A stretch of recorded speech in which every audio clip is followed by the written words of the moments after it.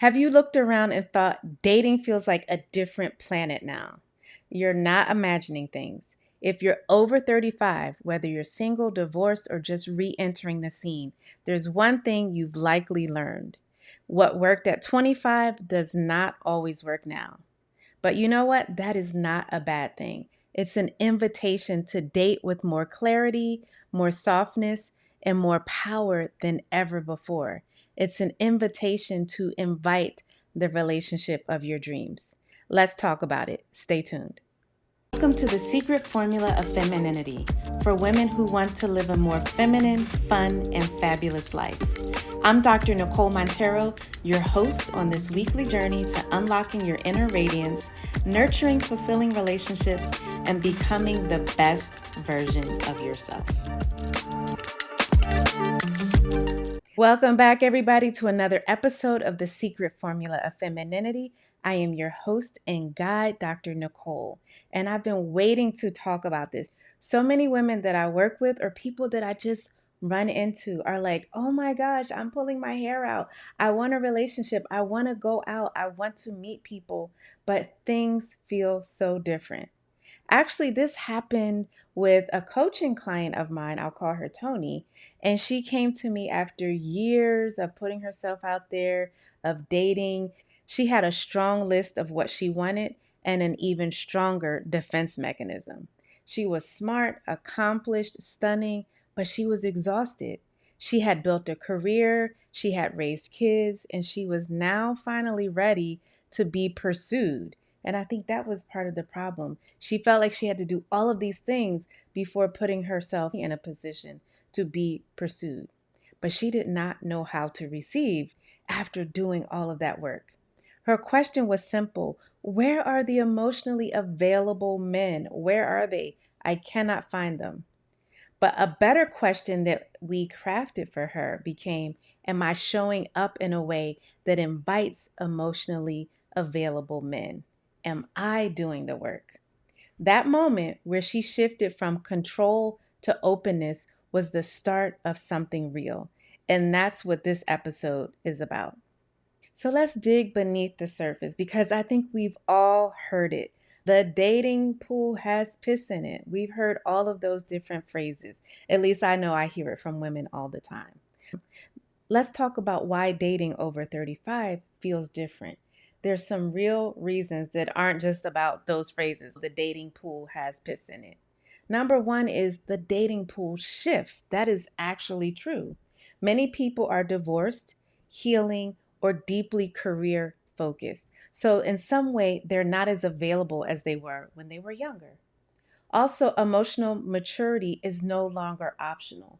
When you were younger, you were willing to accept a level of immaturity.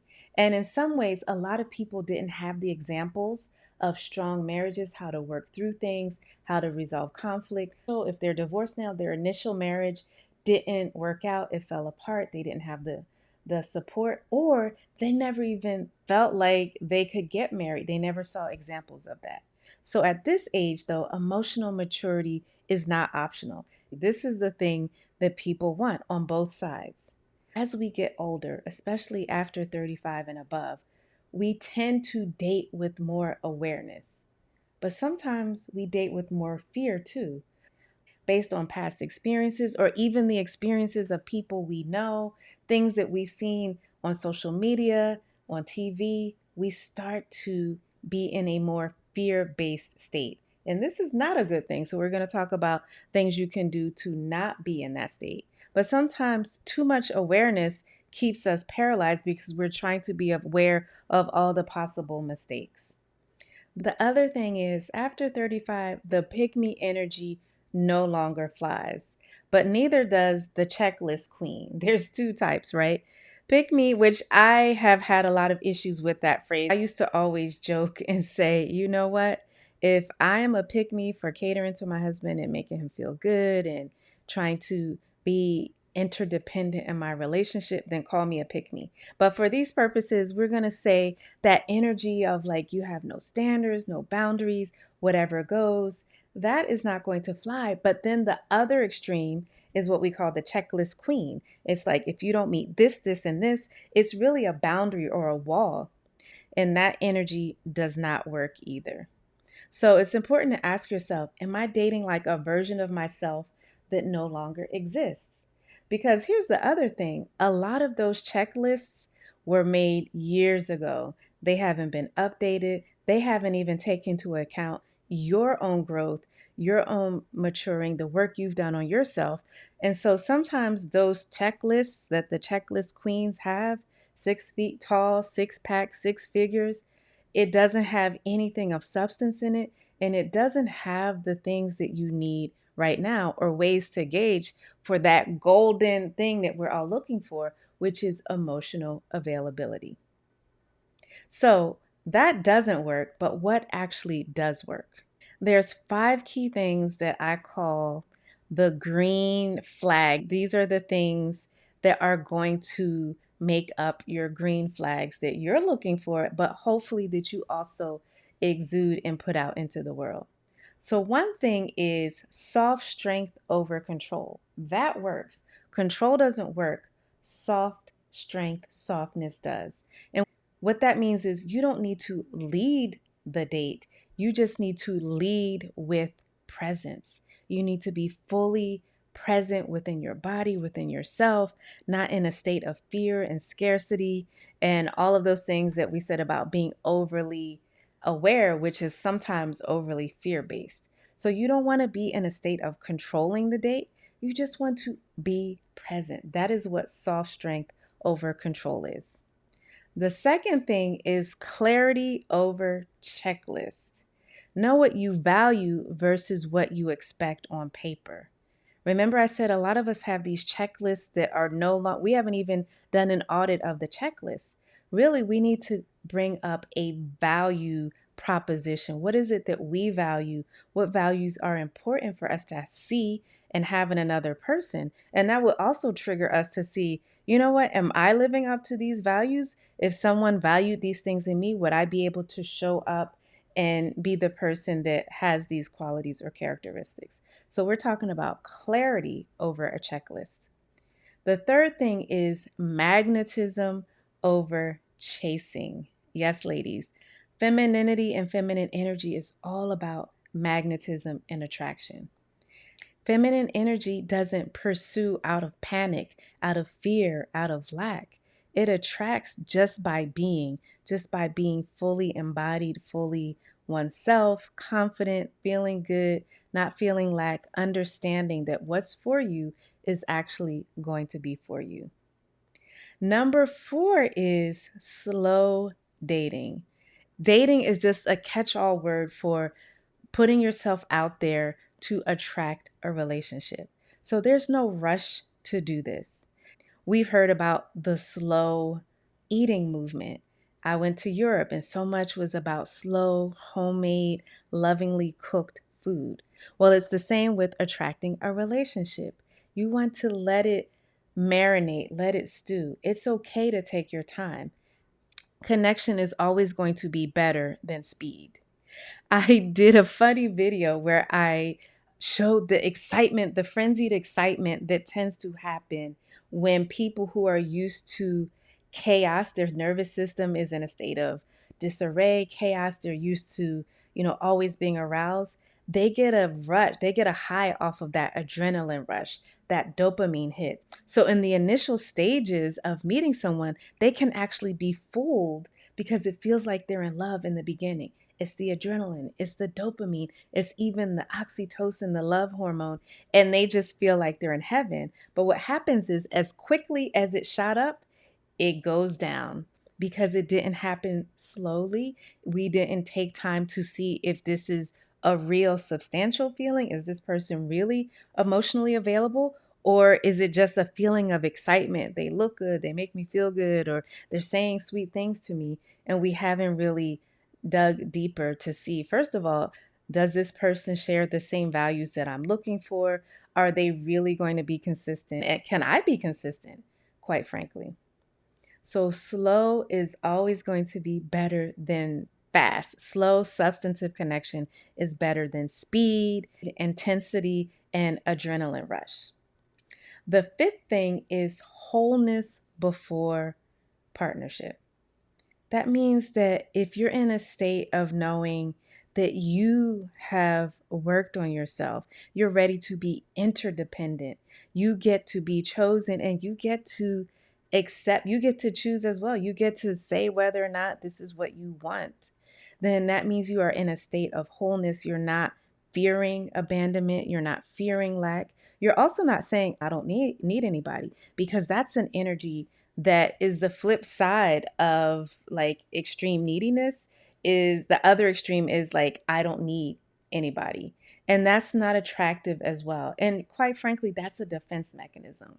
When you are in that state of I don't need a man but you deeply want one, you put off a conflicting energy that is confusing, quite frankly, and it doesn't get you the emotionally mature person that you're looking for. So there's a key affirmation for these green flags, and it is I am not behind. I am right on time for the kind of love that meets me where I am. It is so important that you believe that you learn to embody that, because when you get into a state of desperation in any way, that comes across. And that's where you start to attract the people who want to exploit you, who aren't really looking for something real, who have shortcomings that they're trying to pull the wool over your eyes. You're attracting the wrong person when you are in a state of desperation. So, this affirmation is really to help you feel good about where you are right now, even though you might not have the relationship of your dreams, that you are well positioned to attract it. So let's talk about some specific things that do not work for the high achieving woman over 35 who may have seen herself as career driven, as a boss chick, whatever the case may be. Let's talk about what's not going to work. One is leading with your resume. You're trying to attract a person that you connect with. So you need to lead with the person that you are, not the resume that you hold. Number two is dating to prove a point or settle a score. You're trying to prove a point to your girls or to other women in your circle or to family members, or you're trying to settle a score with someone that you were in a relationship before, your ex-husband. You're trying to use putting yourself out there to get back at people or to prove something about yourself. And that is the exact opposite of graceful femininity. We do not prove, ladies. We are feminine women. We attract. We rest in our softness. We are ready to receive. We are confident in ourselves, but we do not have to go out there and prove or settle scores with anybody. The third thing that does not work is ignoring red flags just to avoid being alone. This is that dreaded, hey, half a man is better than no man. No, by doing that, as you're filling up the space for the person that really connects with you and shares your values and that you want to build a relationship with. By ignoring the red flags just because you don't want to be alone, you are not doing yourself any favors, okay? Especially at the big age over 30. 35 is young, but it's too old to be accepting breadcrumbs and just ignoring red flags. The fourth thing is being overly masculine in your approach, protecting your heart by wearing an emotional armor, trying to be in control, leading with your accomplishments, taking that same boss girl energy that you may have in the workplace or in your business or wherever else, even sometimes in your family, if you're the eldest girl, you're taking that into a dating situation. And dating and relationships require polarity. We're looking for someone to complement us. And so many women that I talk to, they want a protective man who's comfortable in his masculinity, who is a provider, who wants to be open and they want all of these things, but then they show up with this armor on in an overly masculine state. And then they just call it, hey, I'm a confident woman. No, there's a difference between being confident and being masculine. Confidence, there's a saying that I love that says, a lioness does not have to roar to woo the crowd. Just by being who you are, That is where the confidence comes out. But if you're trying to dictate, you're trying to come up with your list, you're trying to not show any vulnerability, you're trying to one up this person, you're trying to be the boss chick in a relationship, it's not going to work. And it comes off as overly masculine. And I understand it, ladies. That is just a scared little girl in you who maybe did not feel protected, does not feel like there's a chance for you. You're scared, you're in a fear based state. There's all kinds of reasons, and I get it. But it doesn't matter. But the reason doesn't so much matter as the strategy for making sure that you get more in your feminine space, in your softer space. And having those boundaries is going to protect you, right? Some people say, well, I can't be soft out here, I'll be taken advantage of. No, you just need to have healthy boundaries, but not an emotional armor. A 2023 Pew Research Center study, it showed that 62% of women over 35 who date say that the number one thing that they are looking for is emotional availability. And again, that's what we're saying. What you may have wanted or what worked when you were in your early 20s is different now. You're looking for something different. And that is a good thing. You should always be evolving. And even if you are actually in a relationship, you are evolving. So it's a good time to just check in with your spouse to see if you all are moving in the direction that you both want to be in. Okay. Also, neuroscience supports the power of regulation, emotional regulation. People are more drawn to those who feel safe in their bodies and emotions. So, again, by you being balanced, by you being grounded, by you having inner confidence and being in your feminine energy, you are going to attract healthy masculine partners. They're looking for someone who feels safe, who can regulate their emotions, who's not popping off, who's not going from 0 to 100 or all over the place, right? These are core aspects of being truly in your feminine energy. All right, so it's Q&A time. Let's look at some questions I got in my inbox and DMs. And I love this. You can go to my Instagram. I am Dr. Nicole. You can DM me. You can send me an email. Click on the link in the show notes. How do I soften without getting walked all over? Listen, soft does not mean passive. It means choosing intentional responses over reactions. Boundaries are very feminine. And so when you're in that state of being able to regulate your own emotions, you can be soft and know you have boundaries. It just means that you're not overly reactive. You're not ready to defend yourself at any moment. You know when you can walk away. You know when you can use discernment. You know when you need to speak up and let someone know that what happened or what transpired isn't working for you. But when you're in your feminine energy, when you're in your safe space, it's almost like you have more tools at your disposal than when you're in that very narrow, like I'm just in protective mode and nobody's going to walk all over me, right? So don't look at being soft as being passive. Look at it as being in a space where you have more tools and more options for how you want to react or respond to things. Question number 2 is, what if I feel like all the good ones are taken? Oh my gosh, I hear this. And the men say it too. These gender wars are something else, y'all. And they're not really productive. But that belief that all the good ones are taken, whoever those good ones are, that belief creates a scarcity mindset. Now, what's actually scarce is alignment. But here's the thing, you don't have to be aligned with everybody. You just need one aligned person, the person that you're trying to develop a relationship with. And that takes inner magnetism, inner attraction, not like a mass of people that are just, you're going to be swiping this mass of people and they're all going to be attracted to you. You're looking for alignment. You're looking for the right one. And you just need that one. And that one is is looking for you, right? It's like, it may feel like you're looking for a needle in a haystack, but it's actually two magnets that are looking for their right attraction and are going to be drawn to each other. Okay, the third and final question is it okay to want traditional courting? Oh my gosh, thank you for this question. Yes, we need to get back to that actually. If that is your desire, honor it. I truly believe that all the hookup culture and the grab the bag and the transactional relationships, that has been part of what has ruined relationships, people seeking relationships, because we all still want connection. But what we see in some of these spaces is really saying that traditional courting is not good enough, saying that quick and fast and transactional is where it's at, but it's really not. So I would say honor your desire for traditional courting.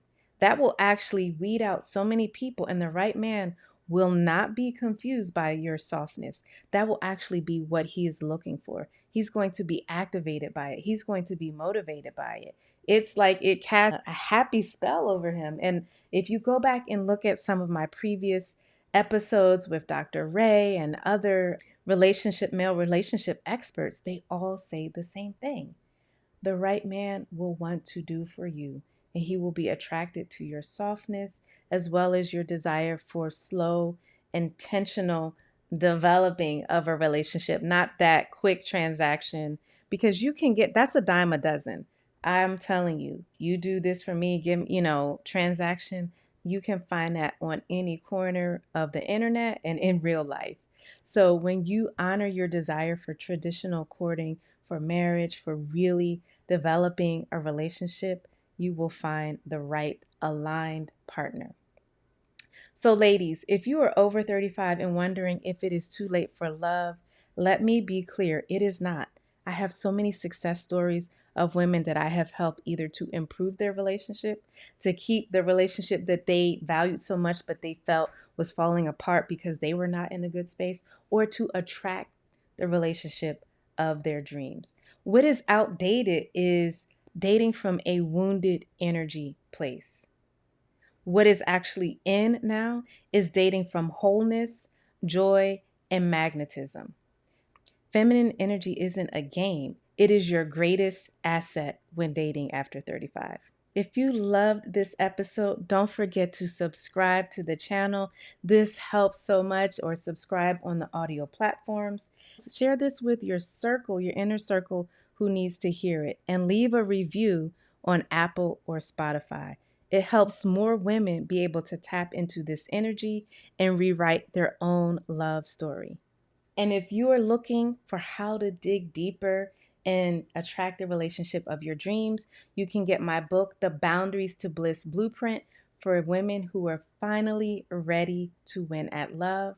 And if you want to dig even deeper and be in a supportive community of women who tap into their feminine energy, attract fulfilling relationships, know how to communicate, and know how to carry themselves, make sure you click on the link to find out more about my inner circle, the Boundaries to Bliss Society. Thank you so much for joining today, and remember, stay soft, stay aligned, and stay feminine. I'm Dr. Nicole.